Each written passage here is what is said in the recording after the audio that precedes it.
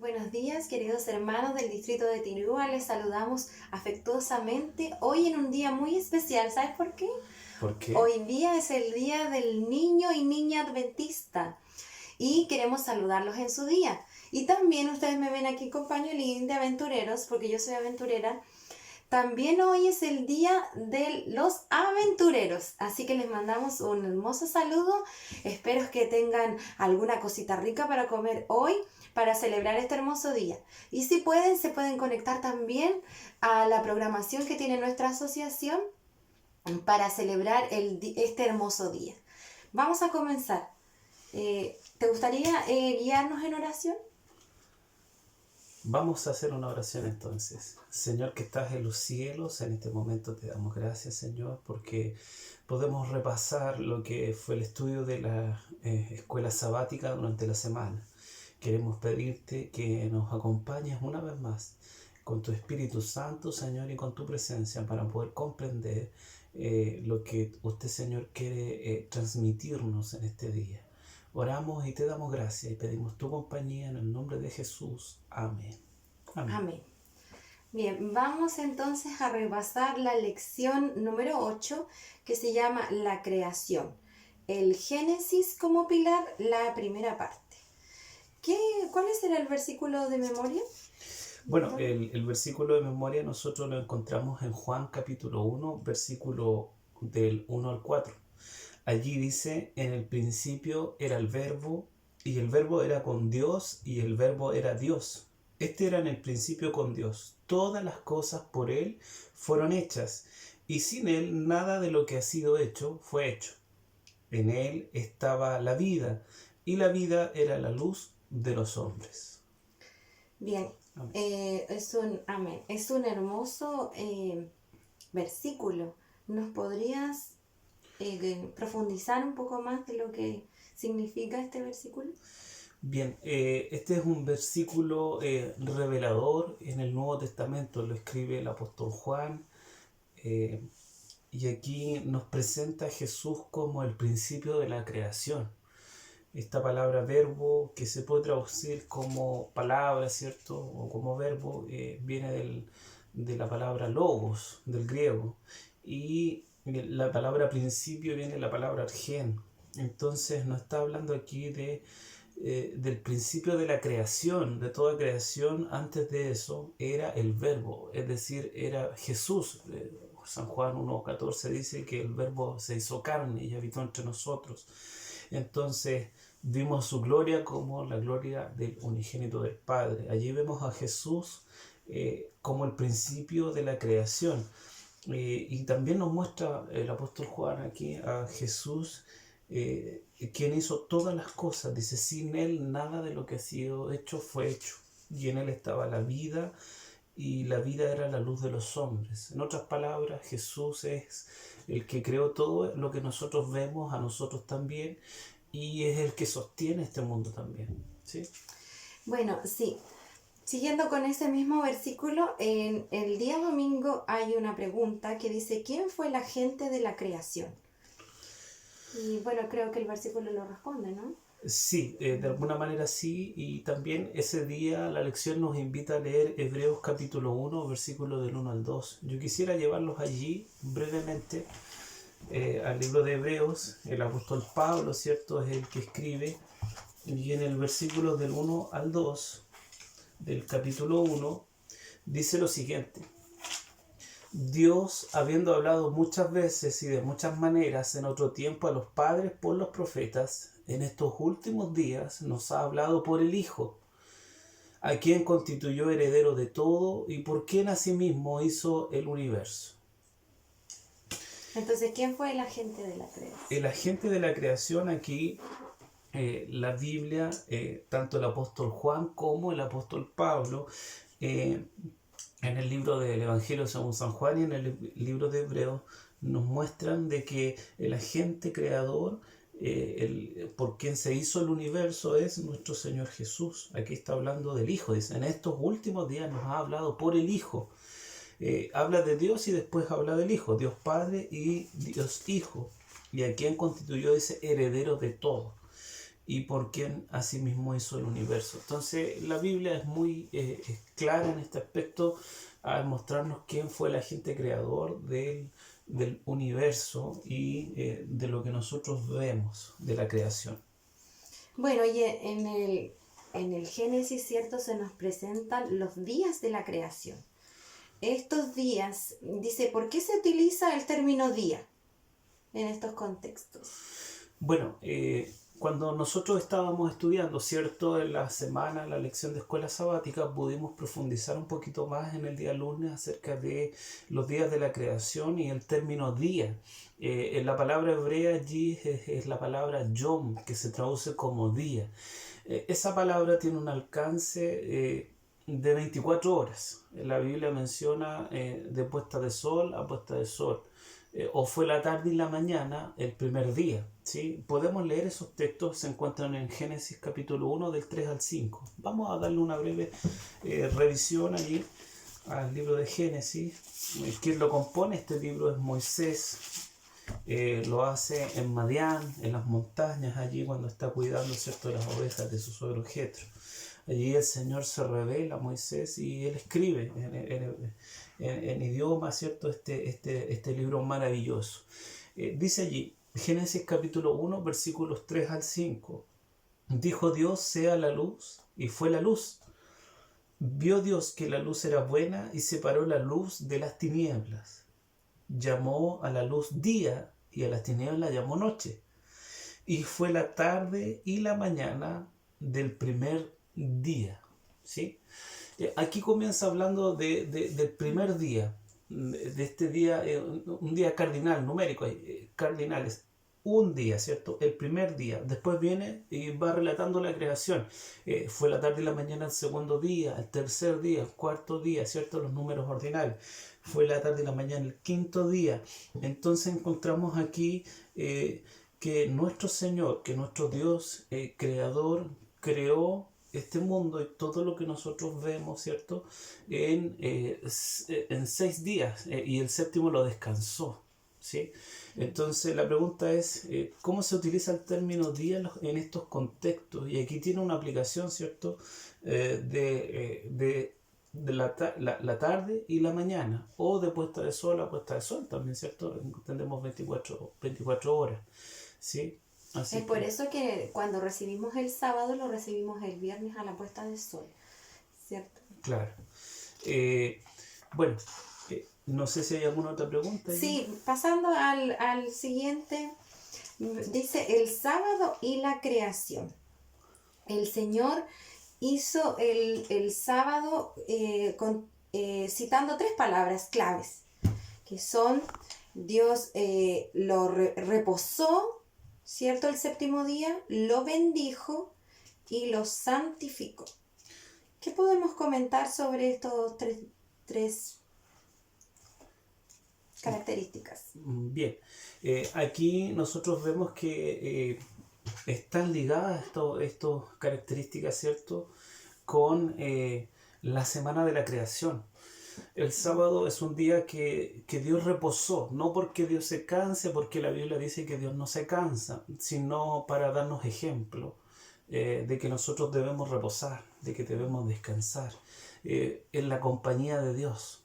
También dice que bendijo el día de reposo, ¿cierto? Hay una bendición sobre este día. Y esa bendición es porque nosotros nos predisponemos a encontrarnos con Dios de manera plena en este día y dedicarlo solamente para Él, porque es un día que le corresponde a Dios, es de Dios. También dice que lo santificó o lo apartó, ¿sí? Sobre el sábado o el séptimo día recaen estas 3 características en la creación.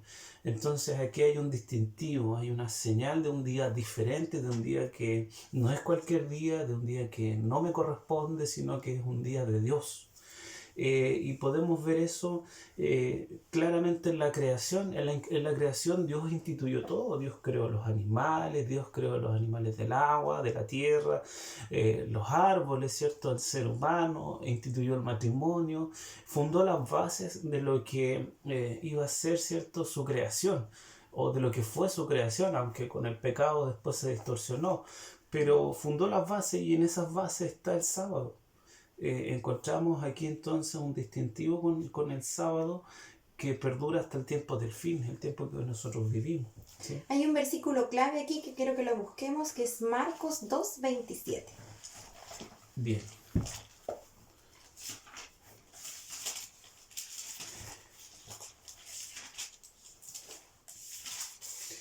¿Lo leo? ¿Sí? Dice allí, también les dijo, el sábado fue hecho por causa del hombre y no el hombre por causa del sábado. ¿Qué podemos comentar de este versículo? ¿Cierto? A veces se torna un poco difícil entenderlo. Yo creo que para eso también tenemos que recurrir a los complementos que tenemos, por ejemplo, el comentario bíblico. Claro. Entonces, bueno, este pasaje es, digamos, un pasaje providencial que tenemos aquí a nuestro Señor Jesús hablando en primera persona, ¿cierto? Y Él nos dice que el sábado fue hecho por causa del hombre y no el hombre por causa del sábado. Esto ante el cuestionamiento de los... Está inmerso ese texto ante el cuestionamiento de los fariseos, ¿cierto? De los sacerdotes que cuestionaban a los discípulos de nuestro Señor Jesús por recoger espigas de trigo para comer en sábado. Ellos habían llevado a un extremo la observancia del día de reposo, tanto así que ni siquiera esto les era permitido, el poder alimentarse de algo que estaba a la mano. Ahora, el Señor Jesús le dice que el sábado fue hecho por causa del día del hombre, dice, no, y no el hombre por causa del sábado. Entonces, allí tenemos claramente este pasaje como un pasaje que no debe caer en el extremismo ni en el legalismo, ¿sí? Bien, pasemos a la creación y el matrimonio. Bueno, el primer matrimonio fue celebrado en el Edén, ¿cierto? Claro. Entre un hombre y una mujer. Quisiera leer brevemente algo que dice sí, el comentario bíblico con respecto a ese pasaje. Dice, Dios no creó al hombre porque tenía un día de reposo y necesitaba que alguien lo guardara. Más bien, un omnisapiente creador sabía que el hombre, la criatura de sus manos, necesitaba una oportunidad para su crecimiento moral y espiritual, para desarrollar su carácter. Y eso lo encontramos en el día sábado. Vamos entonces a avanzar allí con sí, el estamos matrimonio. viendo el matrimonio, ¿cierto? El matrimonio fue instaurado en la creación, en el Edén, entre un hombre y una mujer. Lo que dice Génesis 1, ¿cierto? Lo que había que leer el día miércoles, también dice que tenía que haber fidelidad y monogamia, es decir, fidelidad entre un hombre y una mujer, no podía interferir nadie más. Y también les da una orden, ¿cierto? Que fructifiquen y se multipliquen. ¿Qué podemos hablar sobre el matrimonio? Bien, aquí nos llevaba a leer, ¿cierto? Génesis 1, 26 al 28, dice allí, entonces dijo Dios, hagamos al hombre a nuestra imagen conforme a nuestra semejanza y tenga potestad sobre los peces del mar, las aves de los cielos y las bestias, sobre toda la tierra y sobre todo animal que se arrastra sobre la tierra. Y creó Dios al hombre a su imagen, a imagen de Dios lo creó, varón y hembra los creó. Vemos que para poder crear al hombre, aquí tenemos la pluralidad de Dios, ¿cierto? Dios Padre, Dios Hijo, Espíritu Santo, creando, ¿cierto?, al ser humano a imagen de Dios. Dios los crea y les da la orden de fructificar y de multiplicarse. Antes del pecado, ¿cierto? Antes de la caída, hay una bendición, dice, los bendijo Dios y les dijo, fructifíquense y multiplíquense, llenen la tierra, ejerzan potestad sobre los peces del mar, las aves de los cielos y todas las bestias que se mueven sobre la tierra, ¿cierto? Aquí vemos que había una subordinación de los animales al ser humano antes de la caída. Ahora, también el pasaje nos llevaba a ver, ¿cierto?, en Génesis capítulo 2, versículo 18, para ver otra característica de la creación, dice cómo fue hecho. Después dijo Jehová Dios, no es bueno que el hombre esté solo, ¿cierto? Aquí nos muestra que fue el hombre creado primeramente, no así en diferentes días, sino que en el mismo día. Y dice, le haré ayuda idónea para él. Jehová Dios formó pues aquí dice de la tierra toda bestia del campo, pero el versículo 21 dice, entonces Jehová Dios hizo caer en un sueño profundo a Adán mientras éste dormía. Tomó una de sus costillas y cerró la carne en su lugar. De la costilla que Jehová Dios tomó del hombre hizo una mujer y la trajo al hombre. Dijo entonces Adán, este sí que es hueso de mi hueso y carne de mi carne, será llamada mujer, porque del hombre fue tomada. Estos versículos no nos muestran de que la mujer esté por debajo del hombre, sino porque nos muestran de que la mujer debe ser amada, respetada y valorada por el hombre, y muestra que fue tomada de la costilla para ser, ¿cierto?, protegida por el hombre, no para estar encima de ella. Ni tampoco que suceda a la inversa, ¿cierto?, que la mujer se someta al hombre. La Biblia nos habla de una relación equitativa entre el hombre y la mujer, una relación de amor, de respeto y con diferentes roles, donde el hombre tiene que ser proveedor del hogar y la esposa tiene un rol especial con los hijos. Hoy celebramos nosotros el Día del Niño Adventista y del Aventurero. La mujer tiene un lugar especial allí para la crianza de los hijos. Es un rol que no puede ocupar digamos ocupar el hombre, ¿cierto?, pudiendo estar la esposa o la madre. Son roles diferentes y Dios permite que mientras nosotros sigamos estos roles, nuestra familia pueda ser bendecida y crecer. Vamos a ir avanzando. Sí, vamos al siguiente día y de aquí quiero sacar una pregunta. Bien. Esta hermosa creación que Dios había hecho, lo había hecho todo perfecto. Pero ¿qué ocurrió con esta creación perfecta de Dios? ¿Por qué es que entramos en pecado? Bueno, la Biblia en Génesis capítulo 3 nos habla de la desobediencia de Adán y Eva. Allí la lección de escuela sabática nos invitaba a revisar estos pasajes donde encontramos la caída.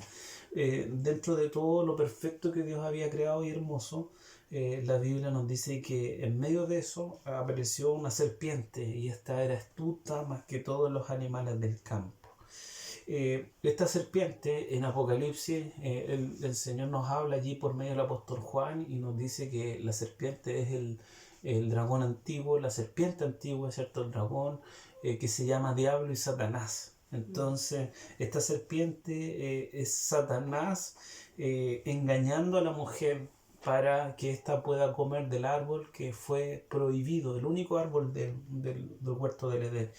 A raíz de esa transgresión, ¿cierto?, que Dios le había prohibido comer, vienen una serie de consecuencias tanto para la tierra, la humanidad, el matrimonio y la naturaleza, una serie de consecuencias donde se destruye casi toda la armonía que había en este mundo, en la creación.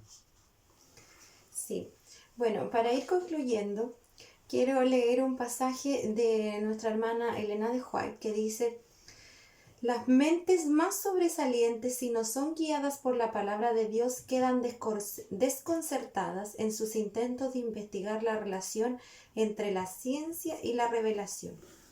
El Creador y sus obras están más allá de su entendimiento, y porque ellas no pueden ser explicadas por las leyes naturales, declaran que la historia bíblica no es digna de fe. Para nosotros el Génesis es un pilar, ¿cierto? Tiene muchas historias que son base de lo que nosotros creemos. Está el sábado, el origen del mal, el Mesías y el plan de redención, el diluvio universal, el pacto, la dispersión de los idiomas, la genealogía, ¿cierto? Hasta la creación, hasta Abraham. Pero hay personas que no aceptan el Génesis, que creen que es un cuento y dicen que no calzan entre su entre la ciencia que ellos creen, porque quieren juntar, ¿cierto?, la ciencia con la... Con la Biblia, con lo Claro, revelado. Bien, a lo largo de la lección nosotros vimos allí algunos días donde se trataba la evolución teísta, ¿cierto? Es decir, que algunas personas creen en la teoría de la evolución de las especies, claro. pero también creen, ¿cierto?, en la palabra de Dios, entre comillas, ¿cierto? Y quieren conciliar estas dos cosas. Entonces, ante incomprensiones de la Biblia, cosas que los científicos estos que creen, entre comillas, en Dios y la evolución, no pueden comprender en la Biblia, muchos desestiman la Biblia como digna de fe, o sea, Claro. no la aceptan como digna de fe, y allí se cumple la palabra, dice que para algunos el Evangelio es locura, ¿cierto? Algunos dicen Ujú. eso, el Evangelio es locura, ¿cierto?